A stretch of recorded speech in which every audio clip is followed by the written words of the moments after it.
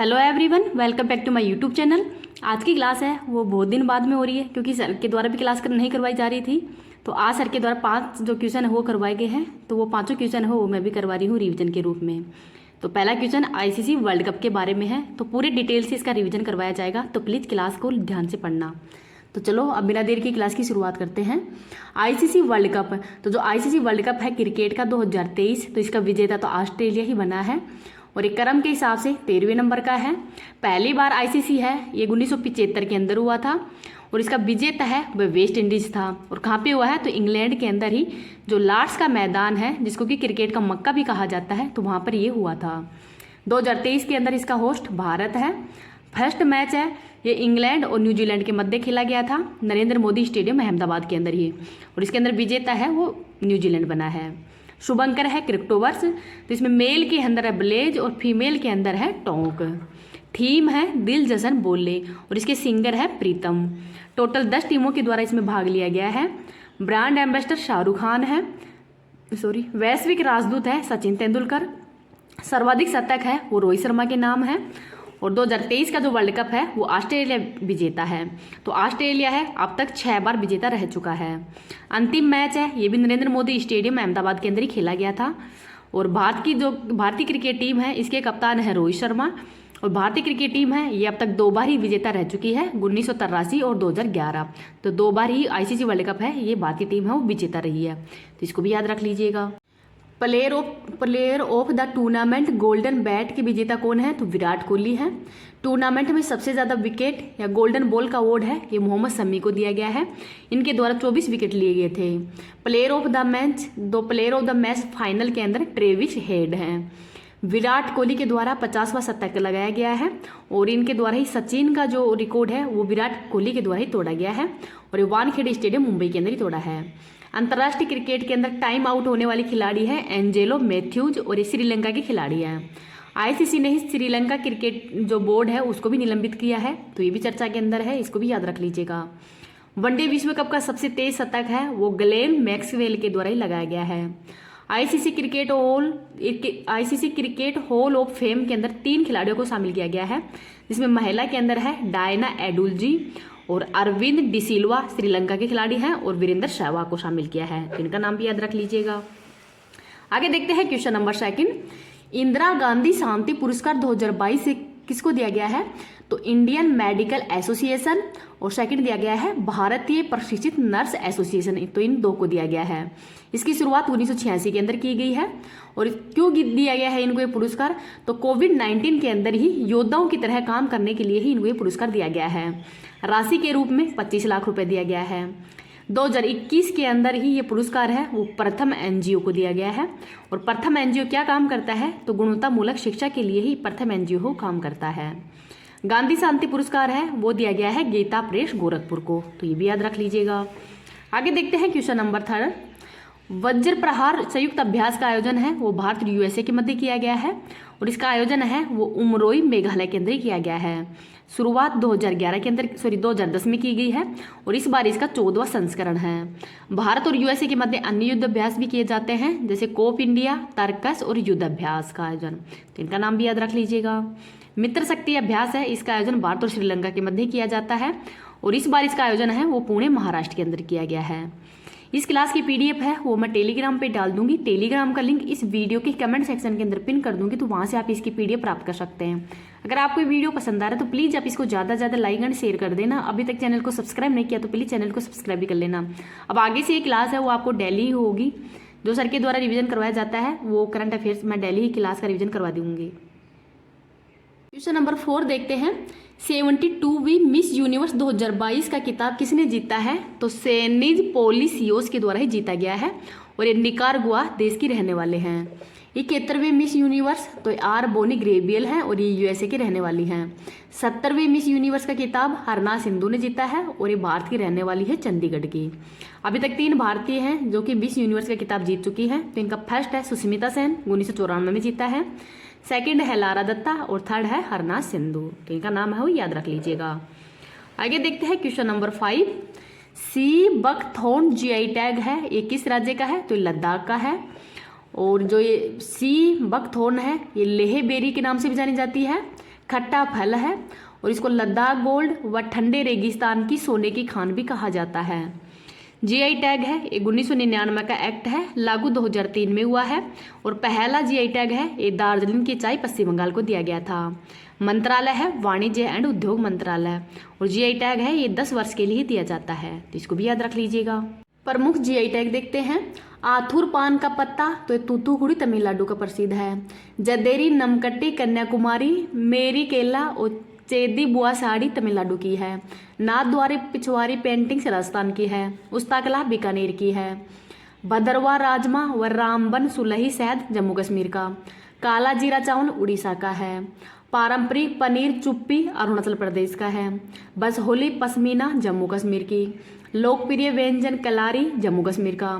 काजू गोवा का। मिठाई रसबली उड़ीसा की। खामती चावल व तांगशा वस्त्र है ये अरुणाचल प्रदेश का है, तो इसको भी याद रख लीजिएगा। आज के गायत्री मंत्र के अंदर प्रमुख अनुसूचियां को देख लेते हैं। पहली अनुसूची का संबंध तो राज्यों का संघ से संबंधित है। वर्तमान में भारत के अंदर 28 राज्य व 8 केंद्र शासित प्रदेश हैं। दूसरी अनुसूची के अंदर वेतन भत्ते व पेंशन का उल्लेख है। तीसरी अनुसूची के अंदर शपथ संबंधी उल्लेख है। चौथी अनुसूची के अंदर राज्यसभा की सीटों का उल्लेख है। पांचवी अनुसूची के अंदर अनुसूचित जाति और अनुसूचित जनजातीय प्रशासन का उल्लेख किया गया है। छठी अनुसूची के अंदर असम, त्रिपुरा, मेघालय, मिजोरम का जो जनजातीय प्रशासन है उसका उल्लेख किया गया है। तो ये याद रख लेना कौन कौन से राज्य शामिल है। इसके अंदर मणिपुर शामिल नहीं है, असम, त्रिपुरा, मेघालय और मिजोरम शामिल है। सातवीं अनुसूची तो केंद्र राज्यों के बीच शक्तियों का बंटवारे से संबंधित है। आठवीं अनुसूची तो ये भाषाओं से संबंधित है, मतलब वर्तमान में 22 भाषाएं हैं और प्रारंभ में 14 भाषाएं थी। तो 15वीं भाषा को 21वें संविधान संशोधन के द्वारा ही सिंधी भाषा के रूप में जोड़ा गया था। 71वें संविधान संशोधन के द्वारा ही नेपाली, मणिपुरी और कोंकणी मतलब नमक, तो नेपाली, मणिपुरी और कोंकणी को जोड़ा गया है। 92वें संविधान संशोधन के द्वारा ही 4 भाषाओं को जोड़ा गया था, बोडो, डोंगरी, संथाली और मैथिली। आगे देखते हैं 9वीं अनुसूची तो ये भूमि सुधार से संबंधित है। 10वीं अनुसूची तो दल बदल से संबंधित प्रावधान है और इसको कब जोड़ा गया था, तो इसको 52वां संविधान संशोधन 1985 को जोड़ा गया था। 11वीं अनुसूची तो इसके अंदर पंचायतों का प्रावधान है। 73वां संविधान संशोधन किया गया था और ये लागू किया गया था 24 अप्रैल 1993 के अंदर ही। इसके अंदर टोटल 29 विषय हैं। आगे देखते हैं 12वीं अनुसूची तो ये नगर निकायों का इसके अंदर प्रावधान है। इसके अंतर्गत 74वां संविधान संशोधन हुआ था और इसके अंदर टोटल विषय है 18, तो ये भी थोड़ा याद रख लेना। आगे अब जो महत्वपूर्ण अनुच्छेद हैं उनको देख लेते हैं। अनुच्छेद नंबर 1 तो राज्य व केंद्र शासित प्रदेशों के बारे में है। अनुच्छेद नंबर 5 से 11 तो इसमें नागरिकता का उल्लेख किया गया है। अनुच्छेद 14 में विधि के समक्ष समानता का उल्लेख है। अनुच्छेद 17 के अंदर अस्पृश्यता के अंत का उल्लेख है। अनुच्छेद 18 में उपाधियों का अंत का उल्लेख है। अनुच्छेद 19(1)(a) के अंतर्गत ही विचार व अभिव्यक्ति की स्वतंत्रता का उल्लेख है। अनुच्छेद नंबर 21 के अंदर प्राण एंड दैहिक स्वतंत्रता का अधिकार दिया गया है। अनुच्छेद 21(1) के अंदर शिक्षा से संबंधित है और इसको 86वां संविधान संशोधन 2002 के द्वारा ही जोड़ा गया है। अनुच्छेद 24 के अंदर शोषण के विरुद्ध। अनुच्छेद 25 में अंतःकरण की स्वतंत्रता का उल्लेख है। अनुच्छेद 32 के अंदर ही इसको संवैधानिक उपचारों का अधिकार कहा जाता है और भीमराव अंबेडकर के द्वारा ही इनको संविधान की आत्मा भी कहा है। अनुच्छेद 37 में नीति निर्देशक तत्व अपरिवर्तनीय है। अनुच्छेद 38 के तहत लोक कल्याणकारी राज्य की स्थापना। अनुच्छेद 39(a) में निःशुल्क विधिक सहायता। अनुच्छेद 40 के अंतर्गत ही ग्राम पंचायतों के गठन का उल्लेख किया गया है। तो वेरी वेरी इंपॉर्टेंट अनुच्छेद है, इनको याद रख लेना। अनुच्छेद नंबर 44 में समान नागरिक संहिता का उल्लेख है और अभी तक समान नागरिक संहिता लागू करने वाला एकमात्र राज्य है गोवा।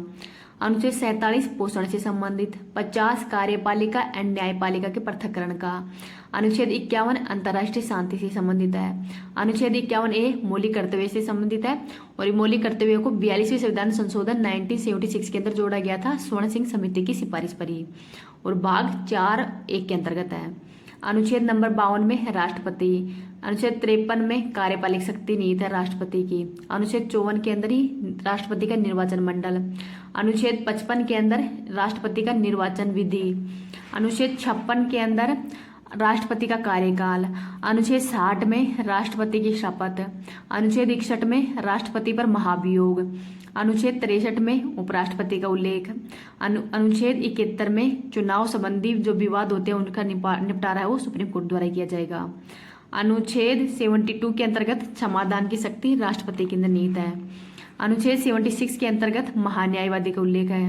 अनुच्छेद 108 के अंदर ही संयुक्त बैठक का उल्लेख है। अनुच्छेद 110 में धन विधेयक। अनुच्छेद 112 के अंदर ही वार्षिक वित्तीय विवरण का उल्लेख। अनुच्छेद 123 में ही राष्ट्रपति की अध्यादेश जारी करने की शक्ति। अनुच्छेद 124 में सुप्रीम कोर्ट। अनुच्छेद 129 के अंदर ही अभिलेख न्यायालय अर्थात सुप्रीम कोर्ट का अभिलेख न्यायालय भी होगा। अनुच्छेद 143 के अंदर ही राष्ट्रपति वो सुप्रीम कोर्ट से परामर्श ले सकता है। अनुच्छेद 148 के अंदर ही महालेखागार का उल्लेख है। अनुच्छेद 153 के अंदर राज्यपाल। अनुच्छेद 161 के अंदर ही राज्यपाल की क्षमादान की शक्ति। अनुच्छेद 165 के अंदर ही महाधिवक्ता का उल्लेख है। और अनुच्छेद 213 के अंदर ही राज्यपाल के द्वारा जो अध्यादेश जारी किया जाता है। और अनुच्छेद 214 के अंदर ही हाई कोर्ट का उल्लेख है। आगे और देखते हैं। अनुच्छेद 215 के अंदर मतलब हाई कोर्ट वो एक अभिलेख न्यायालय होगा। अनुच्छेद 243 से 243 ओ तक स्थानीय स्वशासन मतलब जो पंचायती राज से संबंधित है। अनुच्छेद 226 के अंदर हाई कोर्ट के द्वारा जो रिट जारी की जाती है। अनुच्छेद 39 ए में दिल्ली संबंधी। अनुच्छेद 246 ए में जीएसटी। अनुच्छेद 263 अंतर्राज्य परिषद से संबंधित है। अनुच्छेद 266 संचयी निधि का उल्लेख है। अनुच्छेद 267 आकस्मिक निधि का उल्लेख है। अनुच्छेद 280 वित्त आयोग से संबंधित है। अनुच्छेद 300 ए संपत्ति के अधिकार से संबंधित है। और अनुच्छेद 315 यूपीएससी का। अनुच्छेद 324 निर्वाचन आयोग का उल्लेख किया गया है। और अनुच्छेद 238 तो राष्ट्रीय अनुसूचित जाति आयोग का उल्लेख है। और अनुच्छेद 338 ए ये राष्ट्रीय अनुसूचित जनजाति आयोग का उल्लेख है। अनुच्छेद 343 तो राजभाषा हिंदी से संबंधित है। अनुच्छेद 352 तो राष्ट्रीय आपातकाल से संबंधित है। और अब तक भारत के अंदर 3 बार राष्ट्रीय आपातकाल लग चुका है। और ये आपातकाल है वो युद्ध, बाहरी आक्रमण व सशस्त्र विद्रोह के कारण ही लगता है। आगे देखते हैं। अनुच्छेद 356 तो राष्ट्रपति शासन का उल्लेख है। अनुच्छेद 360 तो वित्तीय आपातकाल, तो भारत के अंदर अभी तक एक बार भी वित्तीय आपातकाल है वो नहीं लागू किया गया। अनुच्छेद 368 तो संविधान के अंदर संशोधन से संबंधित है। और अनुच्छेद 370 तो जम्मू कश्मीर से संबंधित है। तो जो इम्पोर्टेंट अनुच्छेद है वो अपन ने कर लिए हैं। आज की क्लास यही समाप्त होती है। Thank you.